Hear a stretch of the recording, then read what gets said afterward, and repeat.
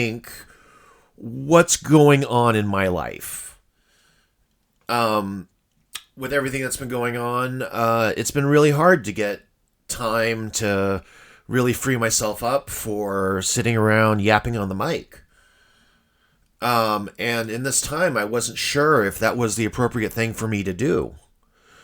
But now that things have settled down into a new, crappier normal, I feel like it's time for us to come back. And what brings me back, you might ask? Well, it's the inspiration of this podcast that brought me back.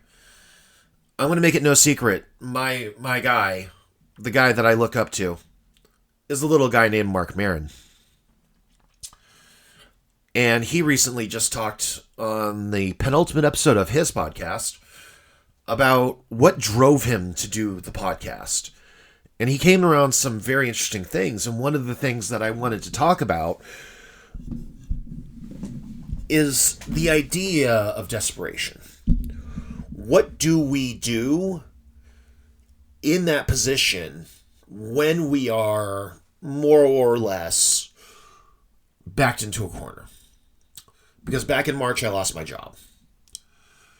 And as of November, I am no longer have unemployment.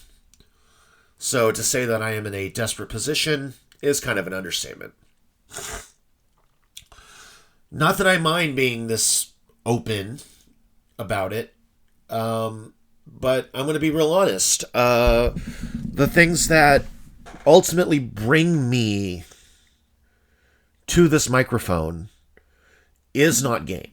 I don't want to gain anything from this. Maybe get some sponsorship money, maybe live a little, but like gain in the big sense of the word, not interested. I'm kind of interested that people might like what I do. That's one thing,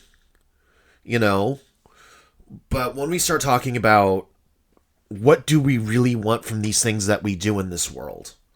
What do we want from life?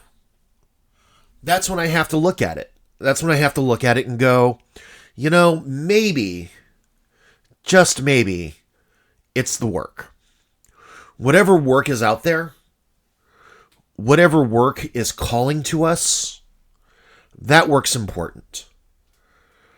And whether that work be something as simple as making your own runes and selling it on Etsy, or even just sitting around to the fire and listening to your friends complain about their lives, looking for solace, looking for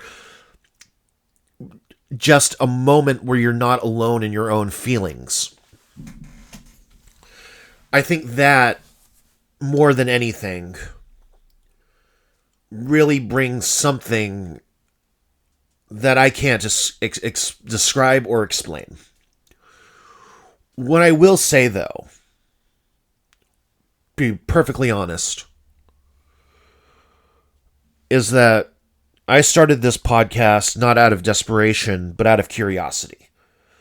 Unlike Mark Maron, I have good parents. I have parents who love me unconditionally and know how to show it in ways that are appropriate. Which, if you know anything about Mark Maron's parents, appropriate is a word they do not understand.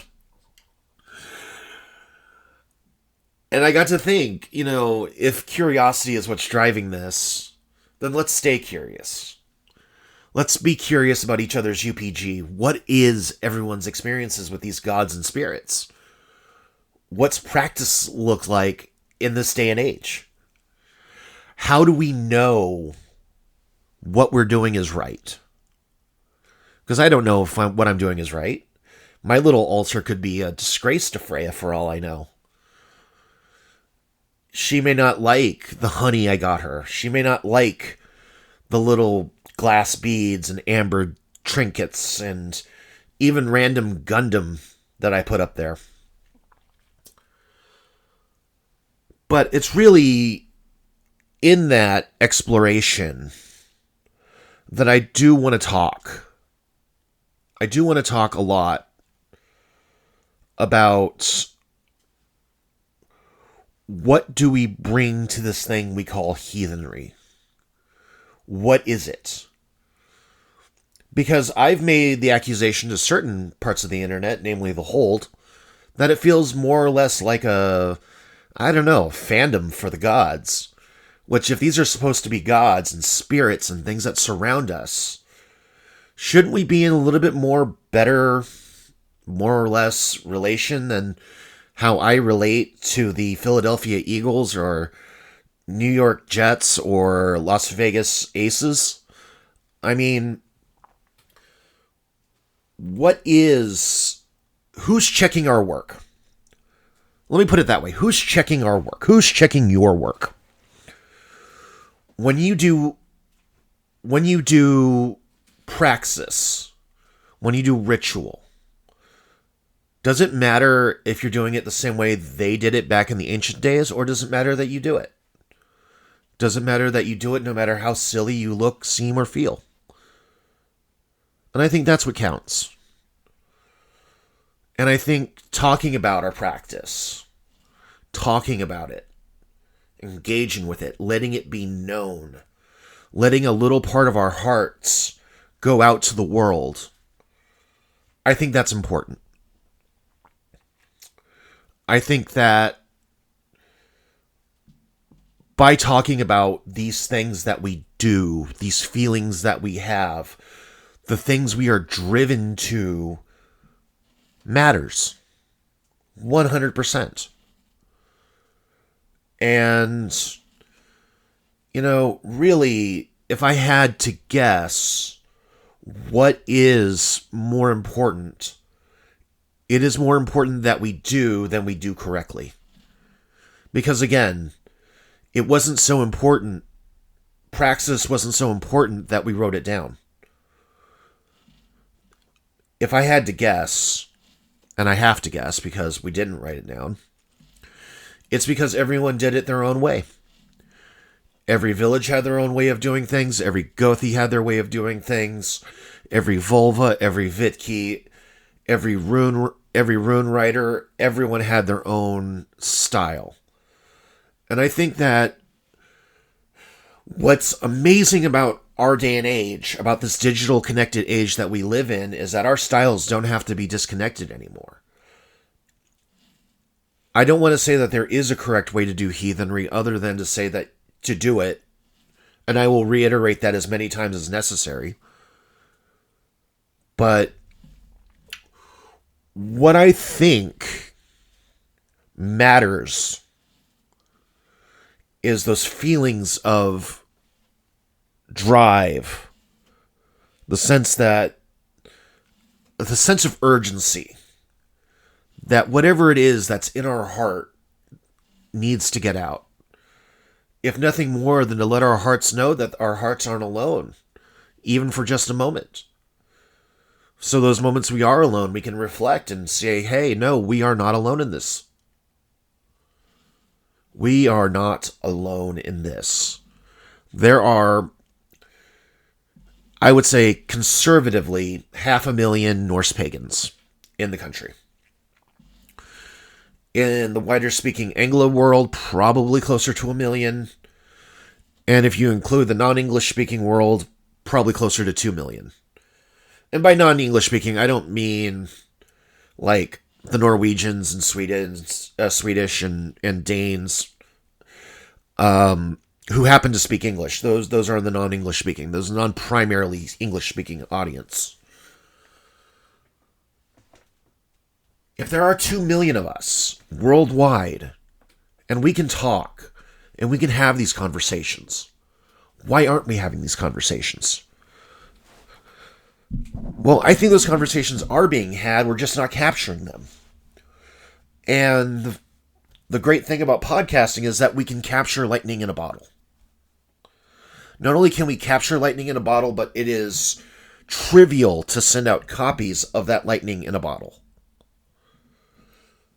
Such that none of us, not a single one of us, has to feel alone in any of this. And if there is a single underlying thesis to all of this, to me, It would be that we have a responsibility to each other to ensure that no one is alone in this. To ensure that no one has to be stuck in their own head, up their own ass, fucked beyond all recognition. There should be a place to talk, and there should be people willing to listen.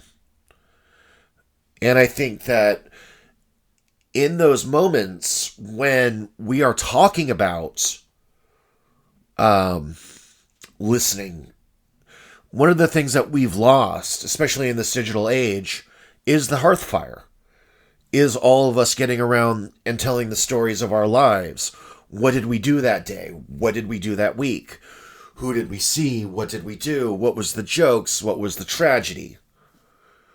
Because it's really in that fullness of life do we actually find solace, comfort, togetherness, connection.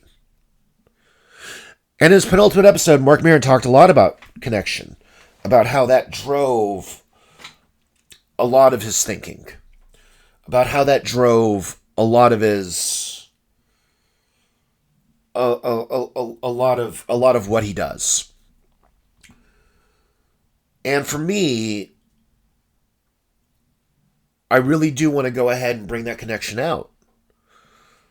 And it's remiss of me to say this so late into this recording, but I was recently on the the Midgard Musings Random Heathen Ramblings podcast talking, just about modernist heathenry. And it got me thinking, maybe I should bring this back. And then I listened to Mark's episode, and it solidified. By the way, total and absolute and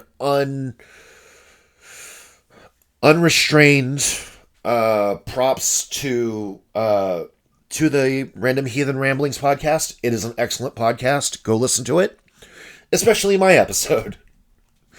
It's fantastic. I really do want to end this little ramble session with just a thought. If there's no one around to hear your story, if there's no one in your heart to share your story with, what are you doing in this religion? What are you doing? If you don't have friends, if you don't build community or find community or do something with other people, what are we doing? I mean, are we all just sitting at home listening to Wardruna drinking mead? Is that it? Is that heathenry? Is that all of heathenry, or is it about our lives? Is it about our struggles? Which, we're talking about our struggles, not my struggle, if you catch my drift. Fuck those guys. And I really think that with 2026 coming around the bend, I think it's time to bring this podcast back. So with that, that was a long wind-up to say Vanaheim Vibes is coming back for 2026, sponsored by the Digital Havamal. I will be plugging it every episode. Please support it. Please support this podcast. Support other podcasts. Share podcasts. Do whatever is necessary. And also, I have, what is more or less a casual, minor, just a modest proposal. I have a vision for a heathen media co-op. A group of heathens collecting resources, sharing resources, so that way we can have the platforms, we can have the expertise, we can have the human resources. And, I've been professionalizing my faith with working on the digital Havamal, and I'm starting to understand what that means, because no man is an island, and nor should we expect anyone to be an island. So I'm going to leave you on this. How does everyone feel about a heathen podcasting network? Give it a thought. And with that, I bid you good too.